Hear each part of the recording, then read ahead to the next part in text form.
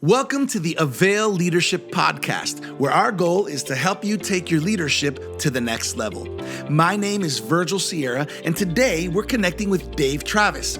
Dave works as a strategic counselor to senior pastors and church boards and has extensive experience in both pastoral ministry and the business sector. In this episode, we'll discuss topics such as forward focus framework and big data, as well as key insights and wisdom that every leader can apply on their journey. Let's get started. Hey, everybody. Welcome to another episode of the Avail Leadership Podcast. My name is Virgil Sierra, your Avail Media host. I'm also the pastor of Vertical Church, also known as Iglesia Vertical, where we are one church, two languages. And as always, we have a wonderful episode today on the Avail Leadership Podcast. Our goal is to bring resources and leadership content that is going to help you in the art of leadership. We never disappoint. We have great leaders that have great insight to help us in our leadership journeys. Today, we have Dave Travis, who has worked extensively in both pastoral ministry and the business sector. Dave has been part of great organizations throughout his years that have to do with church and leadership. He's been in the church and in the leadership sector for many, many years, and he has great wealth of resources, insight, and experiences that are going to help us. His connection with Generis throughout the years with Leadership Network, all these things have made him the wonderful leader that he is. Dave, it's so good to connect with you here on the Avail Leadership Podcast. How you doing? I'm well today. Thanks so much, Virgil. It's good to join you here in this first week of 2020. 2021. It's already 2021. That's how much 2020 has affected us, that it feels like it's lingering.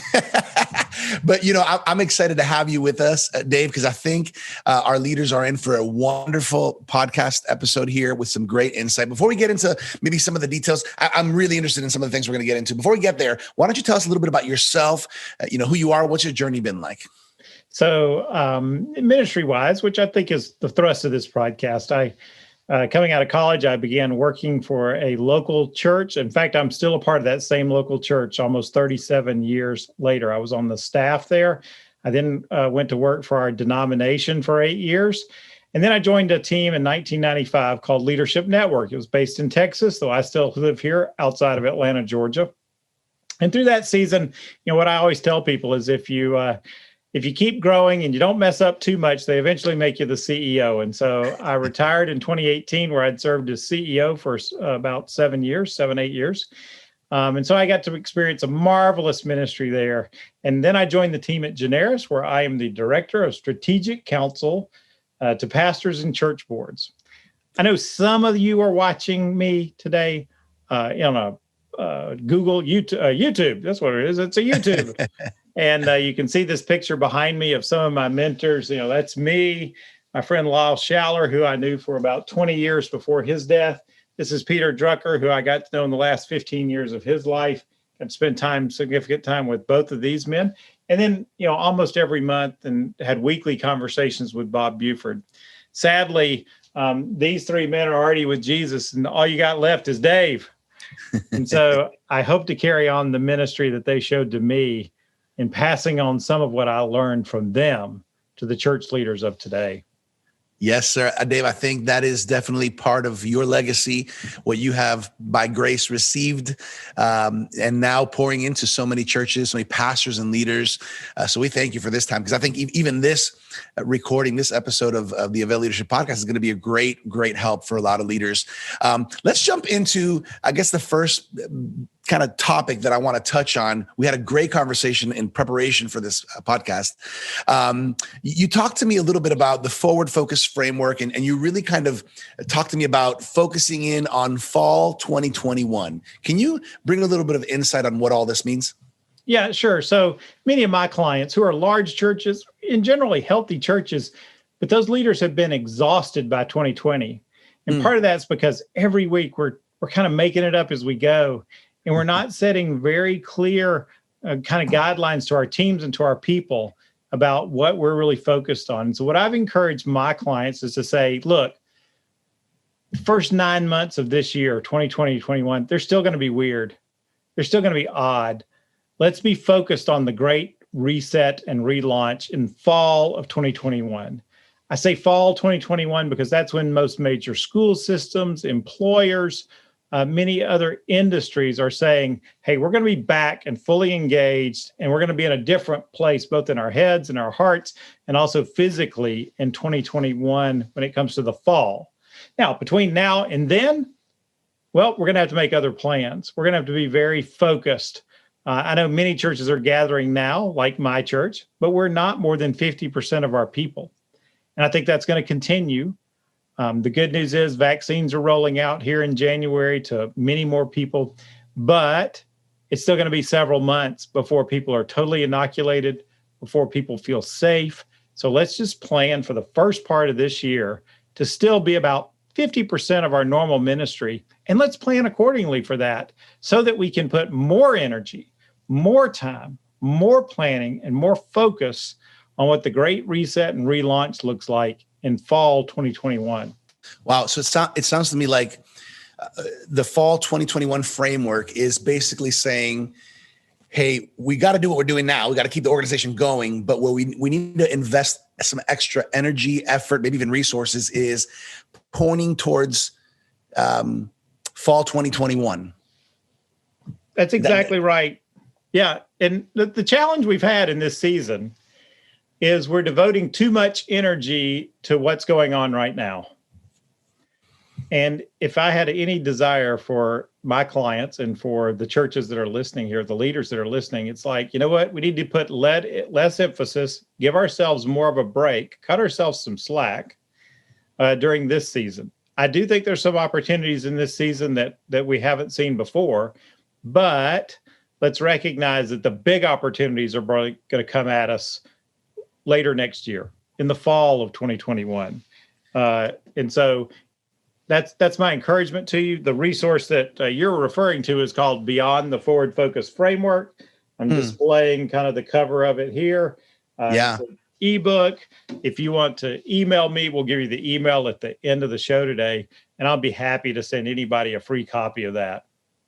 That's so good. I appreciate that, Dave. I think that's helpful to a certain degree.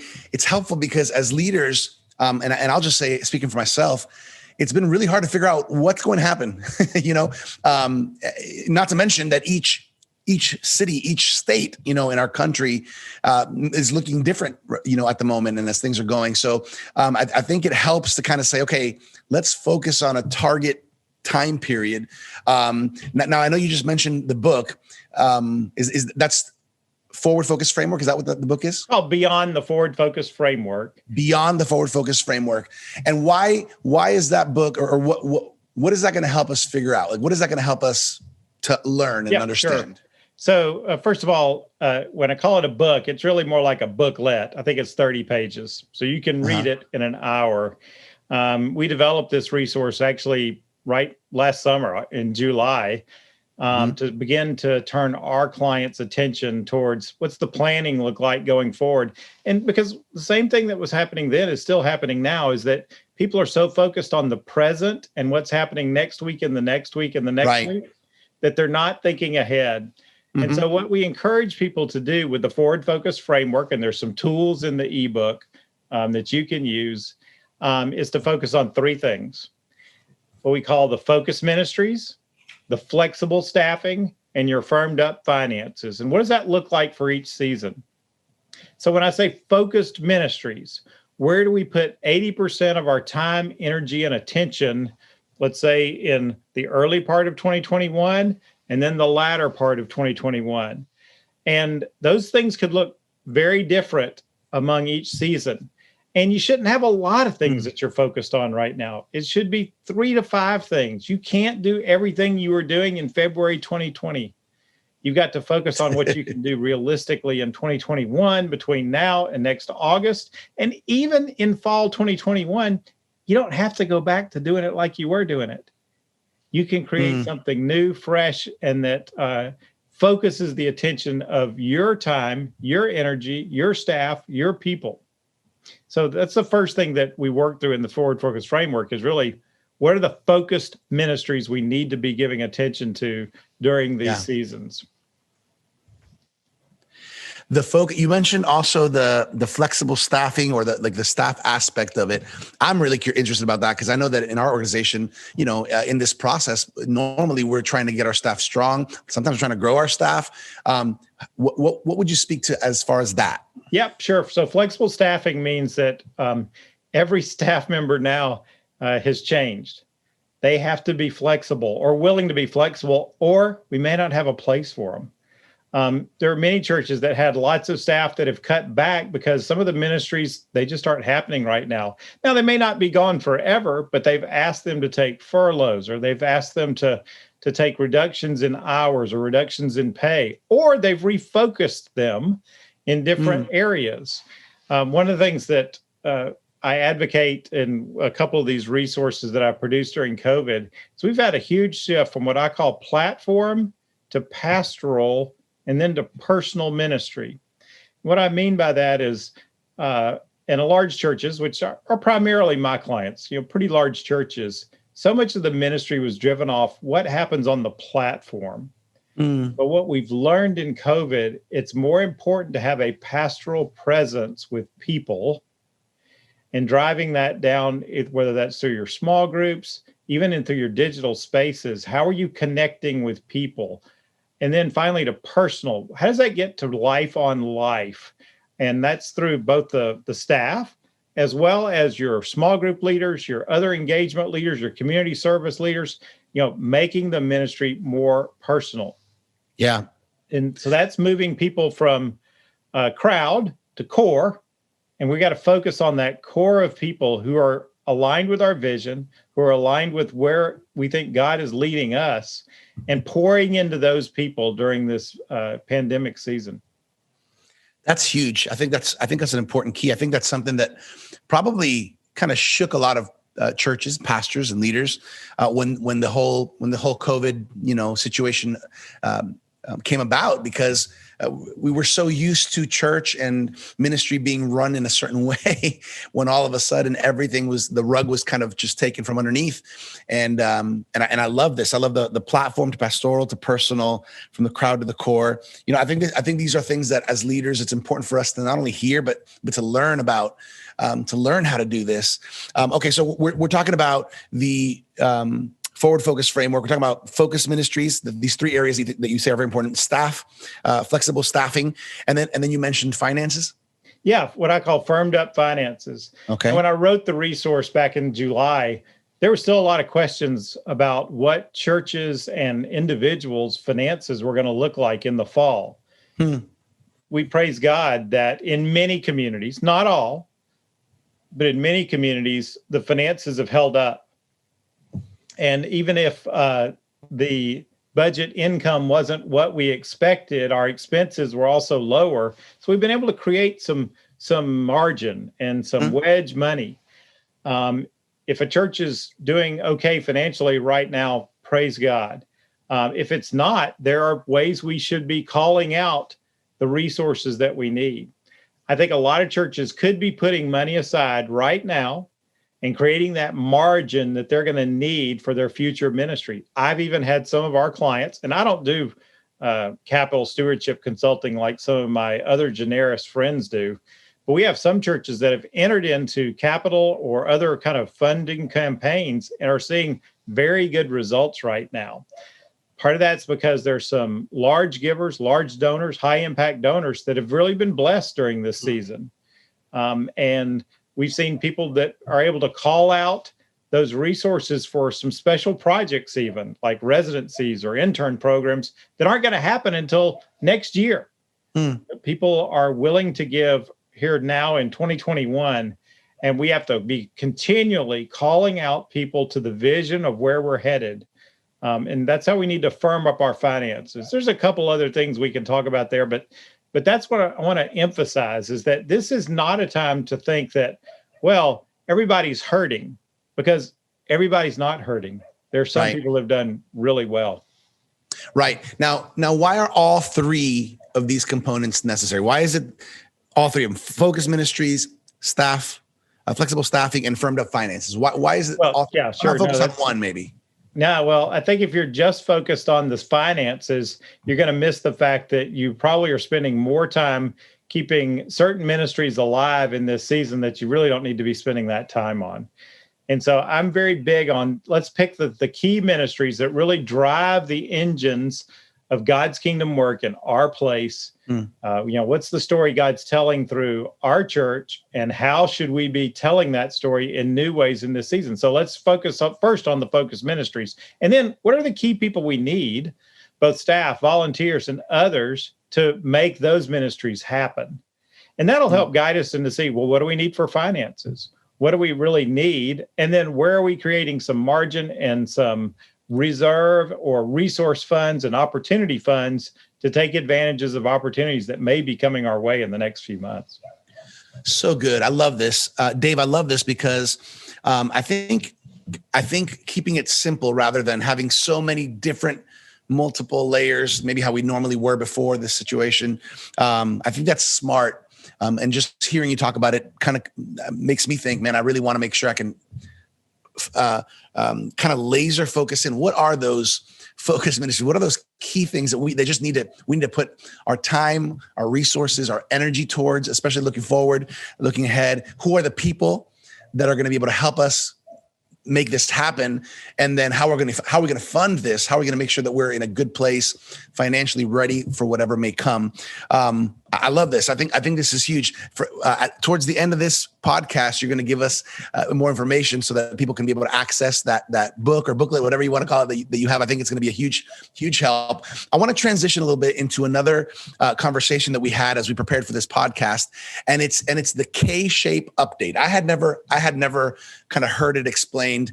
The K-shape update. Can you talk to us a little bit about what that is? Sure. So when this pandemic started, as early as May, there were many economists and consulting firms to corporations that were saying, hey, what is the recovery going to look like coming out of this? Mind you, many of them thought that the pandemic season would be over, in fall of 2020. And instead, it's going to probably run through, in some ways, summer of 2021. So they described it in terms of letters. And, one of the letters was the V shape, which was, okay, we're going to see a very quick recovery. Another one was the U shape. Well, we're going to have a very long season, or a season of pronounced economic downturn before it starts moving back up gradually. Finally, there was one called the L shape, which means we're going to have a depression that's going to be with us for a long time. And instead, what we've seen is what some are describing as the K shape. Here's what that means. That means there's an upper line of a K. Think of a K in your on the page. Uh-huh. There's a line that's going up, and those are people and communities and organizations where this pandemic season has actually been good for their finances. Many people who are working from home that maybe are professionals, college-educated people, they've done actually fairly well during this season. Part of that is because maybe their income's up a little, but also their expenses are way down. They didn't take expensive vacations. They've been very prudent on their food budget. They've been prudent in things, and so they have more money in the bank. In fact, right now, the U.S. Federal Reserve reported there's more money in checking and savings accounts than ever before in the history of our country. Wow. All right, so that's the people that are moving up. We estimate that there's somewhere around 60% of the people that describes in the United States. Now, sadly, there's also a downline of the K. And these are some people that have been hit very hard by this pandemic recession and the economic downturn. These include people like food service workers, retail workers, others where they've lost ground in this season. And it's not everybody, but it's about 20% of the people. They don't have as much money in their pocket. They got some stimulus money from the federal government, if you're a U.S. Based, and other governments around the world did similar things. But they've had a struggle. They've had a rough time. Mm-hmm. But what everybody missed is that especially in most churches and in many communities, there's also that straight line that takes to make a K that anchors the upper and the lower sections. And these are people whose income, it hasn't changed. at all in the last year. These are people who are on pensions, retirement, other support payments that they've benefited from a lifetime of work. So my parents who retired from a defense contractor and a school system, their income has not changed. Their expenses have gone down a little bit because they're not doing many of the things that they formerly did. Their Social Security check hasn't changed either. If anything, it went up a little bit. And so as we look at congregations, we have to realize many of the church leaders I worked with had this thing in their brain that said, oh, people are hurting. People are hurting emotionally, but financially, it's a lot better than we think. So that's interesting. I think that the natural thought, like you just said, the natural thought is people are hurting financially. Most people are kind of in that boat, but it's interesting what this update, what this report tells us. Now, what you're talking about, this K-shape update, right? There's a, whatever 60% that are kind of actually been increasing, another percentage that has been hit. And then another percentage of people who are kind of, it hasn't gone up or down. It's kind of been stable. What does this mean practically for us as church leaders and pastors, as people who are kind of leading the organization? What does the K-shape mean practically? Sure. So first of all, I've tested this with about 30 leaders now across the country. And I just asked them the question after I explained this. I covered it in a newsletter article I wrote at churchleaderinsider.substack.com. You can look that up to read more about this. But I just asked, leaders, what they would guess their church, how they would flow out. And it's about, like I said, 60% they think are doing better. Actually, in most churches, they say, about 30% of our people, it's about the same. And then they would say, about 10% of our people, they're struggling. But then they would say, but to be honest, we don't really know. Now, churches are different. I just want to call this out than some of our communities. Churches tend to attract more stable people, more intact households, people that have good social support networks.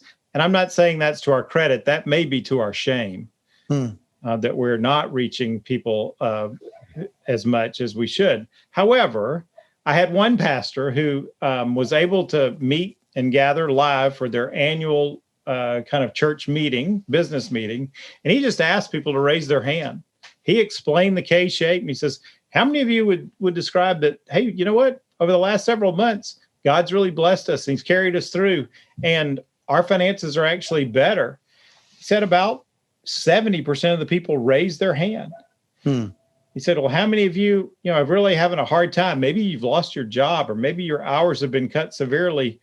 Would you just do me the kindness right now and raise your hand? He said, and a few people did.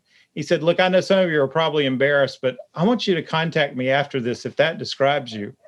And he asked about the middle line and, more people raised their hand.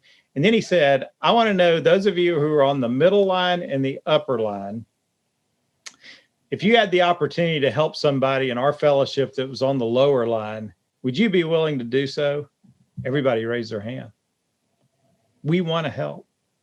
We want to make impacts, especially on our brothers and sisters of the faith. And so this is a way that church leaders, when they call out these facts, can bridge that to helping believers meet the needs both in their church and in their communities. And so I've had leaders who looked at their giving roles and those that they've talked to through like calling through the roles, how you doing in your job? And when they say we're doing well, they get invited to, for example, a special Zoom session. Here's what we're doing at our church right now. We are so thankful for your continued faithfulness. Here's a project that we're doing in the next 9 months that we could really use your help on. And there's always one that they say, and here's one that we're doing to serve right now, those who are hurting. Will you make an extra gift to help us with that? They have seen marvelous results of calling out those who are doing well to serve those who are not doing well and to give for some future projects. That's good. I love that. I mean, I think that's the church being the church. I think that's absolutely that's the heart of what we're called to as a church community. I love this information that you're sharing with us, Dave, because I think it helps us to begin to really think about what are things going to look like as we jump into a new year, which is right around the corner. And in fact, by the time we're listening to this or watching this, we're in the new year and preparing for what's going to happen in this 2021 season. Before we jump into the next kind of subject that I want to jump into, just on the church finances area, what do you think? What would you say? Because I don't know if you've had a little bit of insider or if you've heard a little bit about. I've heard from some in some church circles and some pastors of some churches that have had a hard time and maybe have had to close doors, or churches and ministries that maybe this has hit them to such a point where they couldn't continue on. What have you heard about that? I mean, are we seeing specific types of churches that are closing their doors? You know, can you give us some insight on that? Yeah, I mean, I have been in conversation with my clients who are more healthy churches, mind you, and usually larger churches. And they are seeing lots of other churches come to them and saying, can we be adopted and can we do a merger with your church? Wow. I have a process which I call a mission-driven merger. And it's a way that churches can evaluate whether this is a good plan for both parties during this season. So I think there is that is going on. The churches that have struggled are those that had no online giving before this pandemic started. And so they've shifted that.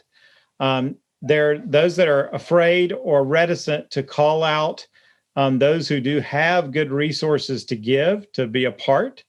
And then there are also those who had really, I mean, in many cases, and this is sad to say, and I'm not being critical, but they had lost touch with their people because they were so focused on what happens on the platform. Right. The churches that are winning, and I say that kind of loosely, but what I mean is those that are really making personal connections with people through phone, email, text, and not automated, but connecting with people, they're the ones that are seeing the fruits of their labor, both to disciple people better and also serve them well during this pandemic season. Yeah, I agree. I've heard that. I've seen that. And I think that's really key. It's sad, I think, when you know that this is happening, but at the same time, this is a time to start to strengthen the areas that need to get strengthened in our ministries. I guess another question kind of on the same wavelength that I wanted to ask you is, what do you think, for a pastor that is a pastor or for kind of an executive team, if you will, at a church, heading into this new season, right? Whether it's a large, medium, or smaller church, is there a strategy, for example, regarding staffing? For example, if we have, let's just use a round number, if we have 30 employees, or 50 employees, is there a need to say, hey, we need to cut down? Is there a strategy that we need to follow? Do you know what I mean? Like, is Absolutely. there something that we need to think about? Yeah. So many of the churches which took some of the governmental assistance, depending on which country you're in, they were able to hold on to their staff for a couple of months, and they had to as a condition of the PPP loan, for example. However, that avoided making some really hard decisions and calls at looking at their ministry and saying, where do we need to slim down at least for the next 9 months, year, 2 years? I haven't met any churches yet that didn't have places where they could trim, cut, and even slash, in some cases, certain ministries, especially if it's not going to be a focused ministry for the next year, right, or the next 9 months. And so I had one client church very early in the pandemic, which had decided, because of some of their own points of view, they were not going to take any of the governmental assistance. And they let their church know that. And they also said, and we're going to be having to let go about 25% of our staff. And, a few people at that period, it was a very tense time, stepped up and gave a little more. But then they had other business people. And in fact, they said, look, we've got some good people on our staff, and we're going to need to let them go for a little while. But if you have a job to give, would you be willing to employ these people during this season? And several leaders stepped up and said, we would love to, we'd love to help give. One guy, I was told, went to work for like a grocery establishment, which was, their establishment was putting on lots of people. Because, the grocery business kind of went crazy. I know. And so the guy went to work in the grocery store, and the pastor reported to me, he says, that pastor's come back to us and says, I think I have more impact in this grocery store for Christ than I did working at the church. Wow. Thank you so much for letting me find this new ministry role. Now, he not only got that, he got better benefits. The pay was a little not quite as good, but the better working hours. He was actually very thankful. I think the other thing that we're learning, especially in this season, is we've had a lot of people leave the workforce voluntarily or involuntarily, and now they're saying to themselves, how can I contribute to the things I love? And so my friend George Bullard calls these folks 2244 mission mobilizers. And I described this in the Beyond resource. You can look at it. These are people who will give 22 hours a week to your church, 44 weeks a year. And they're volunteer staff. And you treat them like a staff person. You engage them in your staff ministries. And so for those who have to cut staff or have to lose staff due to finances, you'd be surprised. There are people in your church with a meaningful role, a meaningful part, maybe a title, maybe a section of the office they can come in. 22 hours a week is really like weekends and a few other days. 44 weeks a year means if they're a retired person, they can still go see the grandkids, 12, 13 weeks a year, but they can be present and serving the rest of that time. I think it's a marvelous opportunity for us if we'll look at it that way. Very interesting. Very good advice, I think, for some pastors and churches to consider, especially if there's been challenges in meeting payroll, or if there's been challenges in saying, hey, can we continue to have certain staff members on? Okay, let's transition, Dave, into this topic of big data. I know that this is something that caught Dr. Sam Chan's attention when you were talking with him a little while back. Talk to us a little bit about what big data is.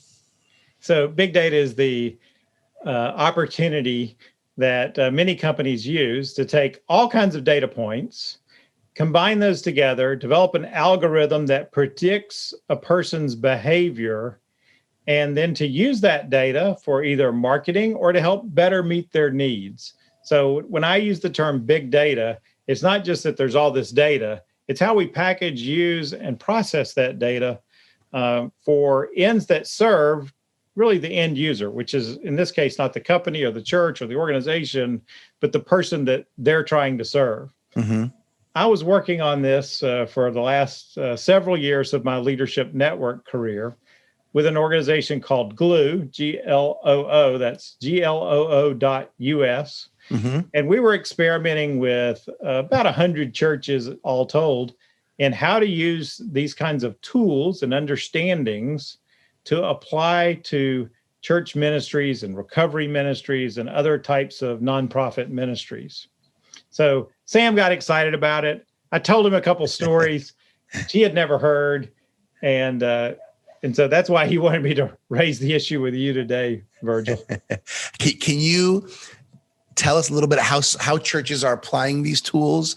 Maybe a couple of examples. Is there something that, because I think there's a lot of, especially kind of the leaders that really like the information, the data, the percentages, the statistics. Sure. So first of all, if you're subscribed to the Gloo platform, they'll coach you in how to use some of these, but I'll tell you how we've seen a few churches use it. So in the Gloo platform, essentially you put in the address of your church, you can draw radiuses around it, and it'll give you a complete report of kind of who lives in your community. This is really all about understanding who lives in your community and how you can better serve them. And so what these data platforms do, and what Gloo does, as well as other companies, by the way, is they take all kinds of data source information that are publicly available or third-party data, as they call it, and then they apply that back to make predictions about people that live on a certain street, in a certain house, in a neighborhood. So, for example, the data platform, if you said, hey, how many people in this circle of 10 miles around our church are expecting their first child this year? It will tell you how many people And then it'll create a file where you could create a Facebook ad or a direct mail piece that you wouldn't get their names, but you would be able to send them a message about a ministry that you're offering. Now, these are all pre-COVID examples. I'll give you that. So I had one church that did that. They said, hey, we want to know in our community who's expecting their very first child, because we're going to offer a class. We're going to do it on Thursday nights. We're going to do it for 6 weeks. We're going to call it How to Script the First Year of Your Baby's Life. And so they put out a couple of Facebook ads that were just targeting, my kids are grown and gone, Virgil. I would have never seen that ad, right? And they had like a OBGYN doctor, a pediatrician, a nurse practitioner that was talking about baby care. And then they would also say, hey, we think developing your child spiritually is important. And here's what the first year of life could look like as they're engaged with God. And they had about 40 couples, I was told, that signed up for the class. 30 of those couples had never been in touch with this church before. They were just interested in the topic. Yeah. It was very targeted. And what the church was trying to do was get to know these couples. They had the events. In that case, they had them live at the church. The tool can also be used to tell you, how many people have a marriage in need. By that, they mean, a marriage that may be troubled, that may have some needs for counseling. And you could also plan, classes and special outreaches that. Or if you were going to do a family series at your church or a marriage series at your church, you could target some advertising just to those people. I remember the ad they created for one of these.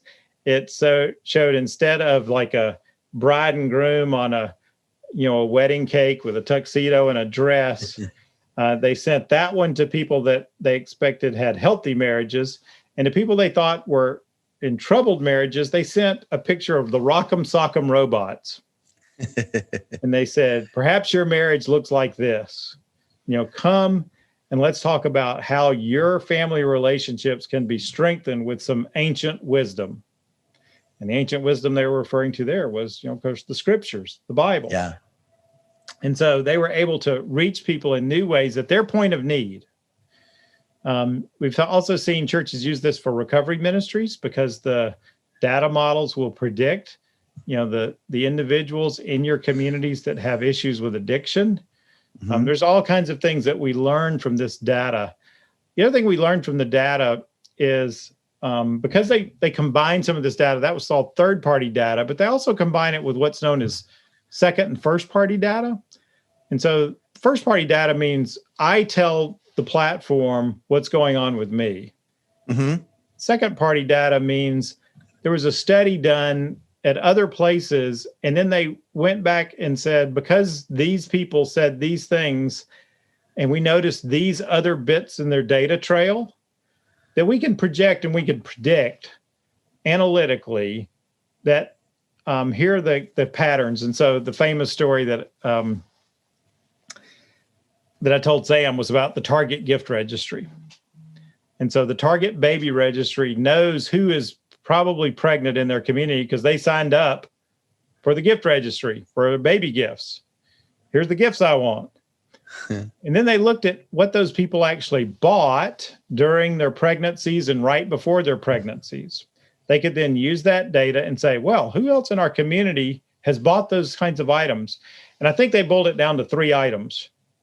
If we see a female that buys these items, and of course everything is scanned, then we can predict who's actually pregnant and start sending them information about things they could buy while they're pregnant. Prenatal vitamins. Here's how much diapers are. And so that's how corporations are using that kind of data to inform their own marketing. And what Glue did and what Leadership Network did with that data is to say, hey, how could we use some of those same ideas to better serve congregations in the communities in which they serve? This is very intriguing. And I think that this is a subject that probably hasn't even crossed a lot of pastors and church leaders' minds, the reality that we can understand a little bit more about our community by using some of these resources. Where would you point some church leaders and pastors? What direction would you point them to if they want to know more about this? Sure. So my partners in that venture were the company Glue. That's gloo.us. Go there. You can sign up for their services, see all the things they offer. The Barna Research people have also partnered with them to do some studies about Christians and then projecting it back into both your congregation. Generis also has a product and a process and assessment they do about generosity, partnered with Glue to help you evaluate your own church analytics when it comes to who are kind of the people that give and what's common about them. What are the common patterns we see in that data?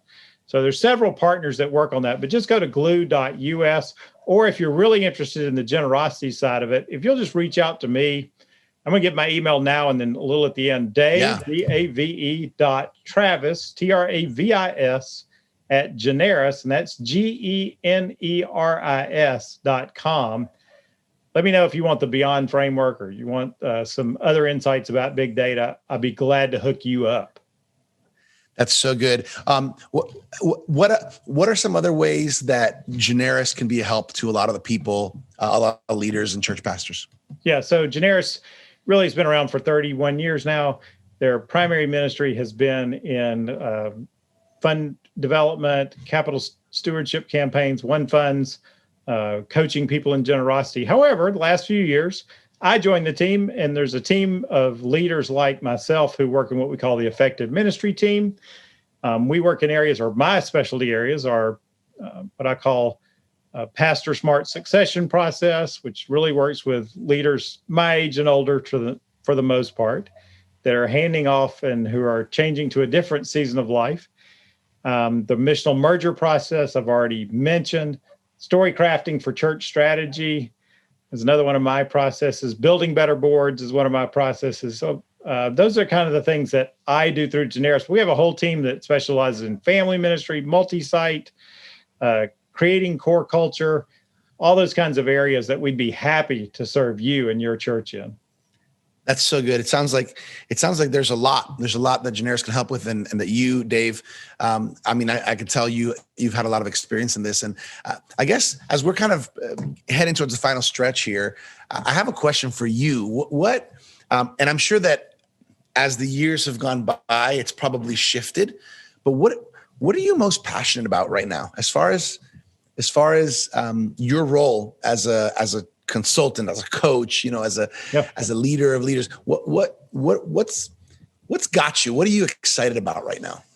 Well, I think the framework that I work from is that God is writing a unique story in each of our lives. And 2020 has been a story none of us expected. For sure. I joke that I wrote a book the beginning of 2021 called What's Next 2020, and totally missed the biggest thing to impact the church altogether. So, which was the pandemic. However, I think every leader's story and every church's story operates on four levels. There's the story that God is telling to the world. There's the story that it's in the life of the prime leader or the individual leader, that the story God has written on their life and their heart. The third layer of story is the congregation's story. And every congregation has a story, and it's not just the leader's story. That congregation has a story, just like yours, Virgil, that you said, your church, vertical church, and I can't say it in Spanish.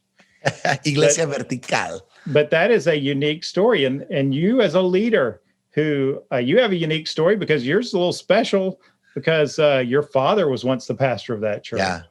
Yeah. And then finally, there's the community story. And when those stories line up, when God's story that he's telling to the world, that God was in Christ reconciling the world to himself, intersects with the leader's story in unique ways, intersects with that congregation story, and then the community story, well, explosive things can happen.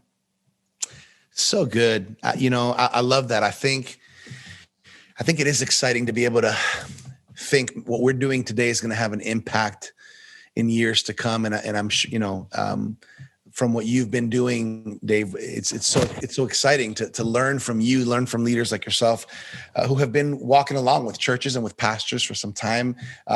I'm sure that you've been able to celebrate great victories. I'm sure that you've also, have shed some tears with some leaders and pastors along the journey. But this is the hope we have. The message of the gospel is the greatest message in the world, and we have the responsibility to reach the more people as we go and to walk with them through it. So that's exciting. I want to go into how people can connect with you. You've already mentioned a little bit about your email. What else? How can people connect with you and the ministry and the coaching and all that you do? Sure. So if you go to generis.com, and I think it's / or /, I never can tell which is backwards and forwards on those things. And then it's Dave-Travis. There's a web page there. It has a little bit of my bio. It has some free resources you can download that either I wrote or one of my colleagues wrote. Just go to that page. You'll find out all about me. Or I do a newsletter that goes out every other week. It's called Church Leader Insider. That's churchleaderinsider.substack.com to get on that list. It's free. Finally, I do a podcast called Great Things God Has Done. And it's greatthingsgodhasdone.substack.com, has all the back issues there of the podcast. Comes out every other week as well. Interviews with senior pastors from around the country. It's a lot of fun. I think God's going to write a new story for us in 2021. I think all those who've been missing the gatherings and the connections with people, I just want to give people hope for 2021. Yeah. We're going to get there. And God's going to write a new story in your life, in your church's life. I look forward to that. Oh, yes. We need that hope. We need that hope. We need that vision. It's coming. It's taking a little longer than we hoped for, but it's coming in Jesus' name. That's great. So I want to let everybody know, everybody who's connected right now, as always, there's some great resources that Dave has just shared. Make sure you connect with him and connect. There's a lot of free resources he has on there. Are they able to get the book as well? I think it's on that page. And if not, just email me and I'll shoot it to you. All right. Yeah. The email is dave.travis@generis.com.